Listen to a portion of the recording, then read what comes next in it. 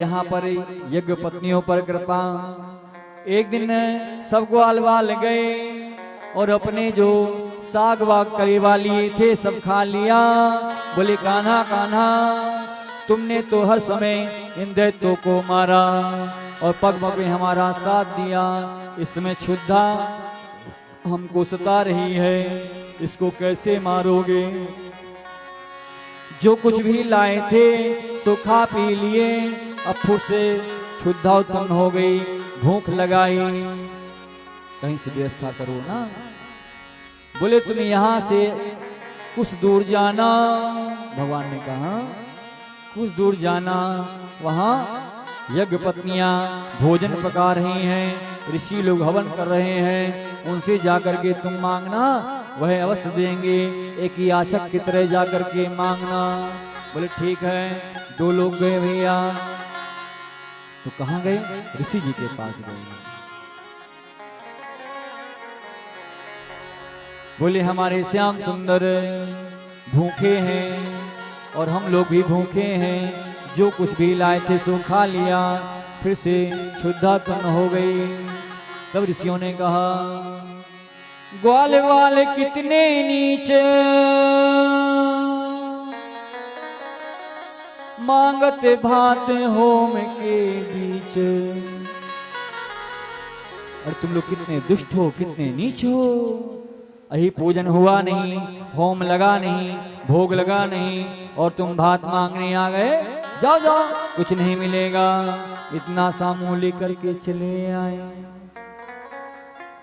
बोले अच्छा भेज दिए, खाने को तो कुछ नहीं मिला, बातें जरूर सुनने को मिली। बोले कहाँ गए थे? बोले ऋषियों के पास। बोले उनकी पत्नियों के पास जाना, यज्ञ पत्नियों के पास जाना, वह अवश्य तुमको देंगी। बोले हम नहीं जाते, एक बार हमारा तिरस्कार हो गया है, अपमान हो गया है और हम नहीं जाते। बोले जाओ तो सही। फिर गए। उन्होंने बोला कि हमारे श्याम सुंदर ब्रजराज श्री कृष्ण भूखे हैं और हम लोग भी भूखे हैं, जो कुछ लाए से सो खा लिए, कुछ खाने के लिए हो तो दो ना। उन यज्ञ पत्नियों ने उनका आश्वासन सुन लिया था कि भगवान इस भूतरा पर अवतरित हुए हैं और ब्रजमंडल में गोपनीय रूप से रह रहे हैं। भूमि का भार उतारने के लिए यह अवतरित हुए हैं। ब्रजमंडल में गोपनीय रूप से छिप करके रह रहे हैं। सब धाए अपना अपना थाल ले लेकर के चली भैया।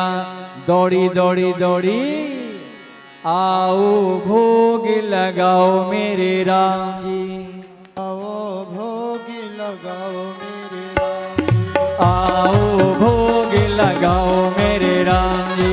आओ भोग खींच के गाओ।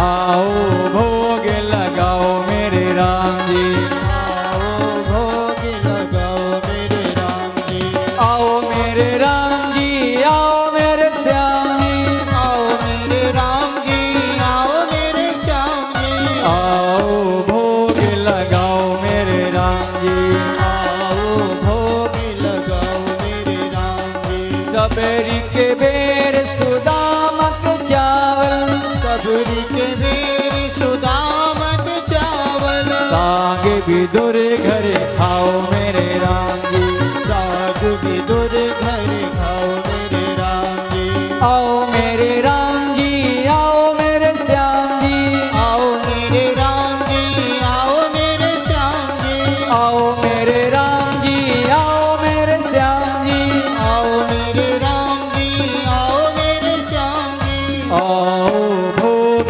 लगाओ मेरे राम जी, आओ भोग लगाओ मेरे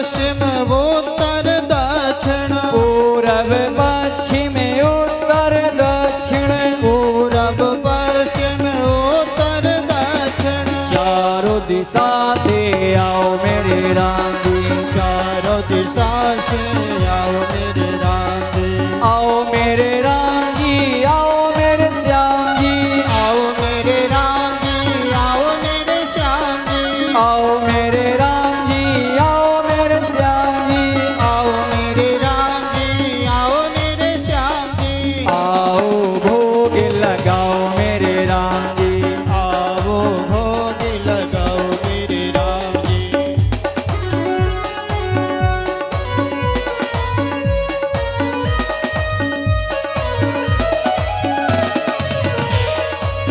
हरि ओम।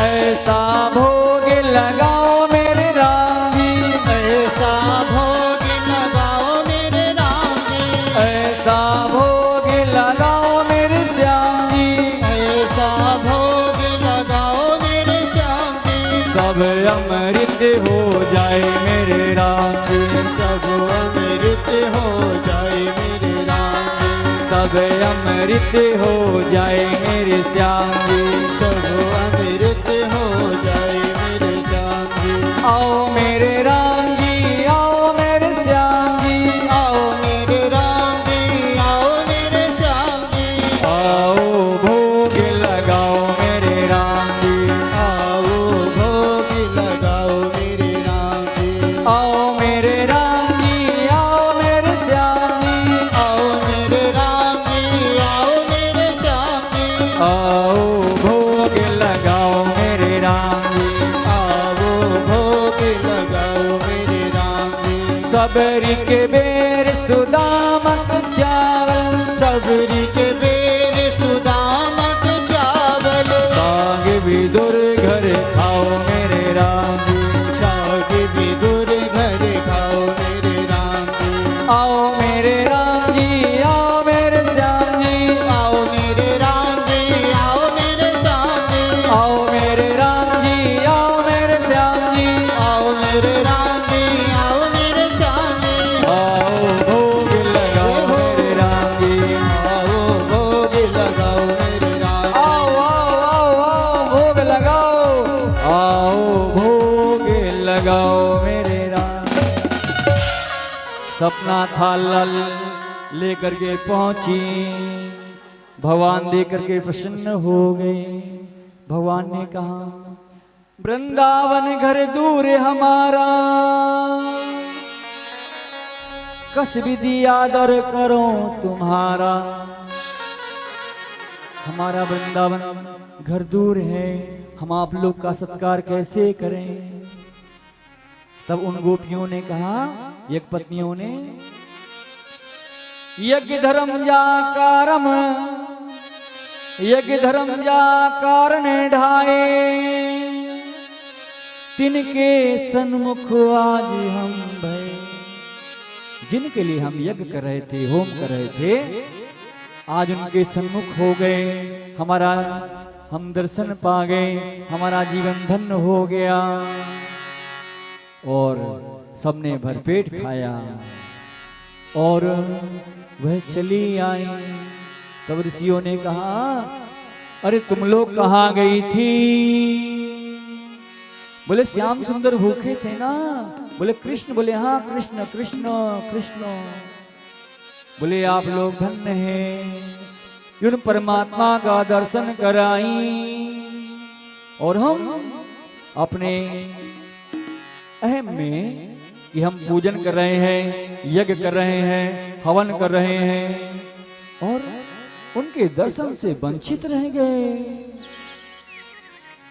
सत्य बात है, जो लोग अपने होम पर, अपने धर्म पर, अपने व्रत पर अहम करते हैं कि मैं बड़ा ज्ञानी हूं, मैं बड़ा पंडित हूं, है ना, भगवान उनको दर्शन कभी नहीं देते। भगवान तो भाव भक्ति के भूखे हैं। भगवान तो पत्रम पुष्पम फलम तोयम, जो भी प्रेम से दे देता है वह उसको स्वीकार लेते हैं, है ना। भगवान ना भूखे थे, ना उनके ग्वाल बाल भूखे थे। भगवान ने ऐसी माया किया कि वह ग्वाल बाल की शुद्धता उत्पन्न हो गई। भगवान ने तो उन गोपियों को दर्शन देने के लिए ऐसी लीला किया था और दर्शन दिया, उनको स्नात किया।